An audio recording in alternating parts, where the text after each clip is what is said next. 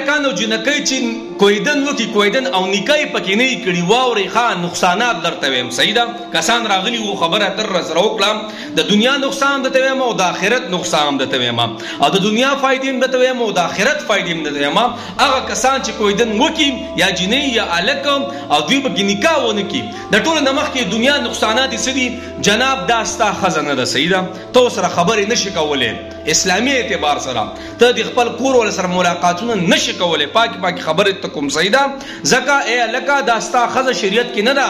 دا اوس په دنیا رسم او رواج دي نکاح سره به داستا خزه کیږي اے جنې اے خزي داستا خاون نه دي ولی د دنیا رسم او رواج سره تاسو رشتہ وتړلې شو جناب زګستا نکاح نه شوي دا ستاسو لپاره ګوره محرم نامحرم دی پوه شئ ځکه نکاح نه شوي بل دویمه خبره ده جناب چې کله نکاح تاسو وکړئ نو ګوره قانوني اعتبار سره تاسو خبره مضبوط شي اسلامي اعتبار سره تاسو خبره څه شي مضبوط شي لکه نکاح وکا اے جنې نکاح وکا رست ډېرې مسلې راځي ګوره الکم एकदम بدلیږي او جنې एकदम بدلیږي او چې کله د نکاح کړي نو بیا یو بل مضبوط امرانی ولې بل پایدې سدي پایدې دا چې کله الک او جنې نکاح وکي یا خزه او سړی نکاح وکي نو دوی قسمتونه یو شي د نکاح نه پس د الله د سیړه د خزه او د خاون په منځ کې یو الهامي مینه محبت راشي نو ګور مینه محبت هم یو بل سره راشي سیدا دویمه دا خبره جناب هر کله چې نکاح وکي نو یو عام کستی بی نکاح کستی 2 رکعات کوي بی نکاح کستی او یا رکعات کوي او نکاح والا کستی 2 رکعات کوي دا 2 رکعات د نکاح والا د بی نکاح نه بهتر دي ښا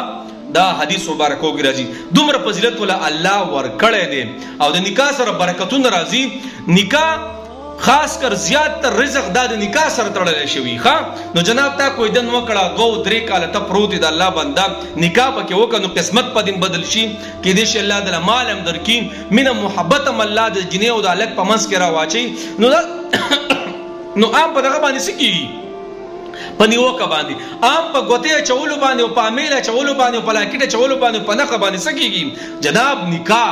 بهترین بیسٹ آپشن دی هر کله چې کوئی دن کوي نو نکاح پکې لاول کې کوي سیدا دا ویډیو سره شیر کړئ دا د معاشرې ډېر اهم جزء دی ښا الله مشاله کیږي